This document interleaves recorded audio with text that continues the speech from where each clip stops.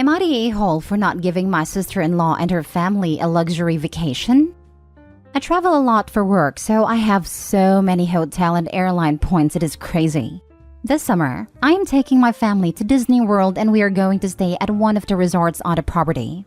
My sister-in-law and her family had a hard time during the pandemic, so I decided to do something nice and invite them along. My treat. I said I would pay for their flights, hotel, and park tickets. Everyone was excited until she started talking to my wife. Now, she is upset that we are staying at one of the resorts and they have to stay in Disney Springs. Apparently, I am being cheap by using points for their hotel, instead of just paying for them to stay at the same resort as us. My wife told her sister and brother-in-law to STFU and accept the gift, but they didn't. They told my in-laws that I was making their kids jealous by not letting them enjoy the same stuff as us. To be clear, the hotel I booked for them is very nice. It's just not the Grand Floridian. So I finally talked to them and gave them the choice of accepting my gift or not coming, since I could still cancel the reservations. They started yelling at me for being an a-hole and taking something away from their children. I had talked to them like adults, but when they started screaming, their kids heard them and found out that they might not be going. Now their kids are angry at their parents for possibly messing up their vacation, and now I'm the bigger a-hole for making them look bad in front of their kids. Am I the a-hole? Let me get this straight. You're gifting them airline tickets, park tickets, and a nice hotel, and they demand more? Cancel their tickets immediately. For their benefit too, so they drop this entitled idiocy forever. So the kids learn you get nothing if you're being an A, so they don't try to walk all over you in the future. Not the a-hole, that would be them. Poor kids. Heck, I'll take this amazing gift with endless gratitude. Disney Springs got 4.85 over 5 stars. I'll be so happy and grateful if anyone did this for me. Definitely an r/choosing beggar situation. OP should take the kids, leave ungrateful sister-in-law and brother-in-law behind. Your sister-in-law could have chosen this route. Your uncle is just amazing and is offering us this unforgettable trip. We will be staying at a different location but doing all the parks and activities together. This will give us a chance to have some time with just us as a family too. Aren't we lucky to have such generous people in our family? We are really so blessed. But alas, I want more. Based on what Opie wrote, it seems the kids did know how lucky they were and are angry at their parents for potentially messing this up. Sad that the kids are more mature than their parents. Just take the kids. Leave those entitled parents. Next story. Am I the a-hole for not putting my sister's wedding expenses on my credit card and humiliating her? I, 27 female, was the only person in my family to go to college and get out of poverty. My family is from a small town, and we struggled a lot growing up. I got out, but it's hard because I make good salary now and my family expects me to share it. I still have student loans and bills to pay, but they seem to think I'm rolling in money. I also bought an apartment in 2019, and when my parents found out, they called me selfish and wanted me to pay for their expenses. I have loaned money to my parents, about $800, and they forgot they borrowed money and claims I forgot that I gave it as a gift and said they didn't need to repay. My sister and I used to have a good relationship, but once I left for college and did better, our relationship got more strained. She got married, and I came back a few days before the wedding to help her set everything up. We went to the grocery store and she bought $1,700 worth of groceries as we were cooking it for the wedding. Her card was denied, and she tried a few but they were all denied. We stepped aside and she called the credit card company to find out she nearly maxed out her cards. She started to panic and checked her accounts and found out she has $200 left in her checking account. I told her to check her savings and she snapped back she didn't have any, and our mom checked her card and still had $600. So she said she would cover $600 and volunteered me for the other $1,100. I told them I didn't have the money. I did, but I don't think my sister would have the money to pay me back. My sister demanded to see proof that I had maxed out my credit cards and I didn't have any money in my checking. And I told her I don't have to give her proof, I just don't have the money. She started crying and yelling at me that I was looking down on her for being broke. And she knew I have the money. I'm just being stingy. My mom started on me too, telling me that people are staring and people are going to gossip about this. and I was humiliating my sister for making it seem like she couldn't even afford her own wedding. I had enough and walked out. I told them I'd had it with them, expecting me to pay for everything. I walked back to my parents' house, and my sister sent me a text saying I was no longer welcome to the wedding. I drove home without another word, and I'm wondering if I should have just put the groceries on my card to keep the peace. People are going to gossip about this, and I was humiliating my sister for making it seem like she couldn't even afford her own wedding. Shaking my head, she can't afford it. She did this herself. Not a holopy and stop playing ATM for the family. I'm still in awe at $1,700 worth of groceries. That sounds like a feast. Not a holopy. I've discovered that people who never really had money don't understand that you can't just spend willy-nilly when you're in a better financial situation. You still have to pay for housing, food, bills, insurance, savings, etc. You may do well now, but you need a safety net should anything happen and you can't work. You don't owe your family anything. There is always a way out of a bad financial situation if you're willing to research and do the work. I'm stuck at she had $1,700 in groceries in her cart and had no plan to pay for them. You can't convince me that she wasn't aware of her balance or how close to limit she was. She walked into that store, loaded those carts, fully expecting her sister to pay. She created a situation, brought on her own humiliation, and seeded a rumor mill. She should have been prepared with a budget and guaranteed payment before placing one item in her cart.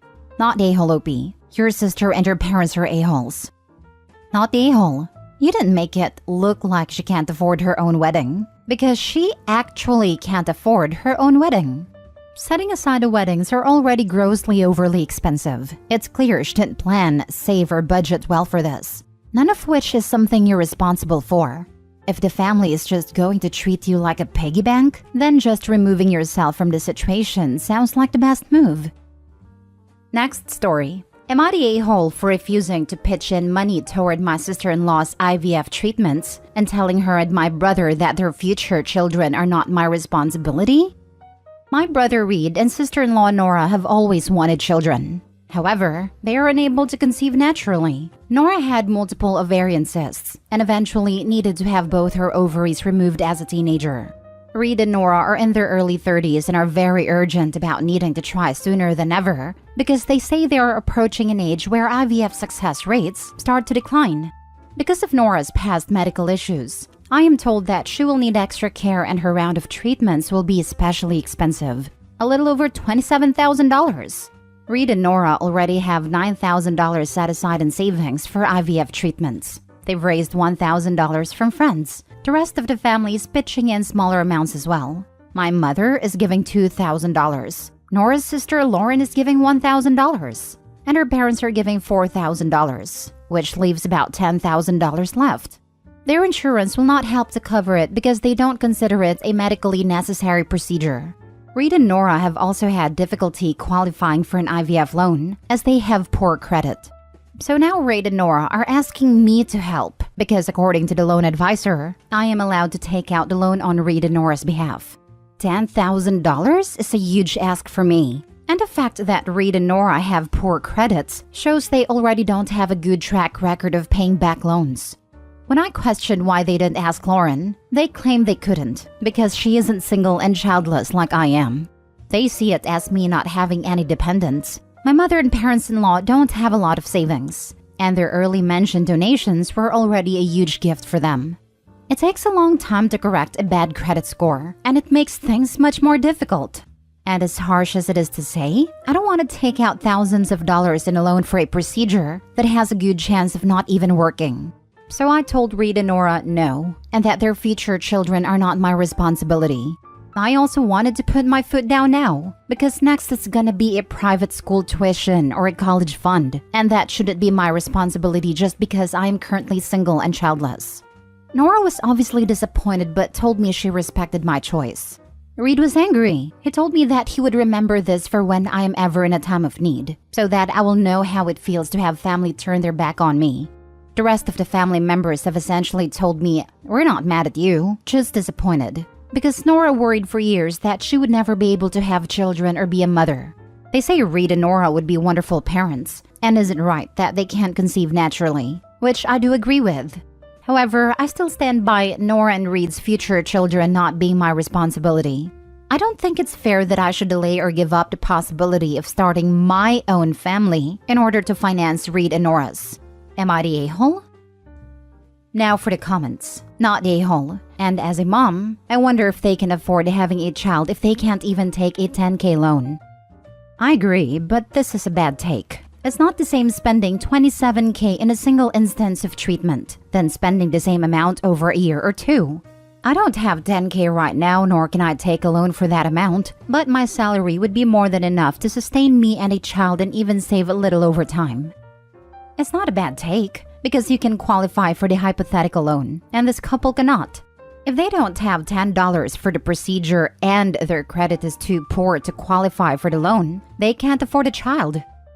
Yeah, it's not a bad take, especially for the first few years of the child's life where basically one parent is crippled if you're middle class or below, taking care of the child and not earning.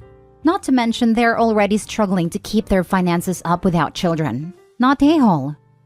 Oh hell no, you are not the a-hole. That is not your responsibility. I'm sorry they are struggling, but common sense would beg the question, if they cannot afford IVF, how could they afford a child? The treatment may not even be successful. In addition, being single and childless/child-free doesn't mean you don't have your own obligations and causes to which you'd want your money to go. Best of luck to you. Also, being single and childless/child-free doesn't mean brother/sister-in-law are entitled to OP financing their dream. It's a shame for anyone who wants children to have to deal with not being able to have them, but that doesn't mean OP is obligated to fund this procedure. If anyone, it should be her parents scraping the rest together to help their daughter. I'd hate to think the family is making this about OP having a snooty child-free attitude, or OP enforcing their convictions onto others. It's not about that at all, and just brings us back to OP not being obligated to fund this, regardless of his/her choice and lifestyle. Not a-hole. Never loan money or co-sign a note for people who can't get a loan on their own. There's a reason banks reject them. It's astounding to me that people are so brazen that you should put your financial stability at risk just because they want you to. That's nuts. Finally, maybe Reed and Nora should wrap their heads around the idea that they cannot afford IVF and should consider something radical, like adoption. Last story. Am I the a-hole for telling my brother it was a dumb decision to invite his new girlfriend over for our nephew's birthday, and I understand why our brother-in-law and invited him? My 20 male brother Ron, 27 male, met his late girlfriend Linda when they were 16, and they started dating shortly after. To say the family adored her would be an understatement. Linda was beautiful, smart, and had an amazing sense of humor. She's been part of the family for so long that most of us don't remember a time without her. Most of our best memories have her in them. Linda was very close to my nephew Drew, 6 male. Drew is disabled and autistic, so he has a hard time connecting to other people. I don't know how to describe the relationship between Drew and Linda. They just sort of clicked. From the moment he was born, she was his best friend and would often watch him over. Sadly, Linda passed away at the end of January after she was hit by a drunk driver. They were still together when that happened. The entire family was devastated and we are still mourning her.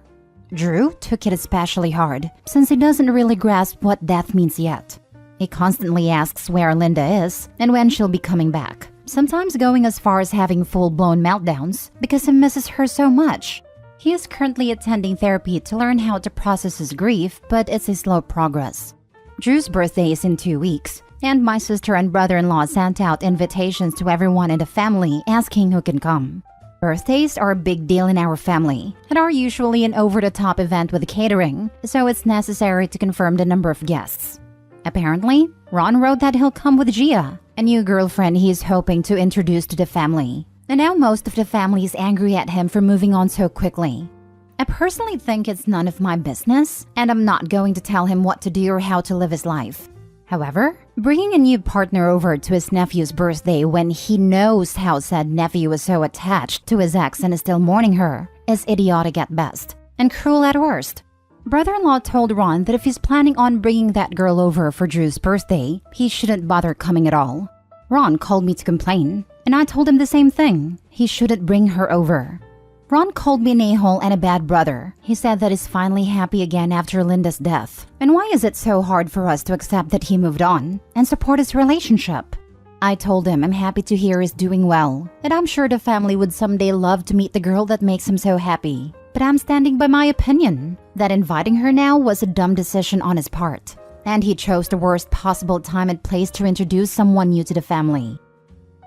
Not the a-hole. An autistic kid's birthday is really not the time to be introducing new people, particularly when the kid in question hasn't even processed that Linda is gone yet. Also, Linda passed away 4 months ago, and he is already ready to introduce a new girlfriend? Well, your brother sure moved on fast. Who knows how anyone would behave when a close loved one dies? Poor bloke is probably in pieces and looking for some sort of comfort from a new relationship and his family. Not saying it's the right time to introduce her, but Christ, have some compassion for the poor man. His long-term partner died not long ago. Surely this is the time for families to be there for each other. People cope however they can. This is something I'd call a rebound. Sometimes rebounds are necessary if you can't take it anymore and need distraction, but that's just me. Had a beloved friend pass suddenly, and her husband was destroyed. Also went into a new relationship within 3 months. It didn't end well. Then had a series of back-to-back. That didn't end well. He was looking for comfort, and this was the only way he thought he could get it. It's been a long time, almost 20 years, and is finally alone for a bit. He still goes to her grave, at least weekly, and has a beer with her. There were side eyes, but I always understood. He honestly hasn't gotten over it. He just didn't know what to do, so he kept trying to replace her. Figured out that he couldn't, and began to process it. Not a-hole. I don't think your brother should be punished for finding happiness with someone new, and shouldn't be held to your family's timetable for grief. But Drew's birthday is the wrong time to introduce her to the family, given how young Drew is and how attached he was to Linda. Regardless, the autistic nephew's birthday is not the place for this.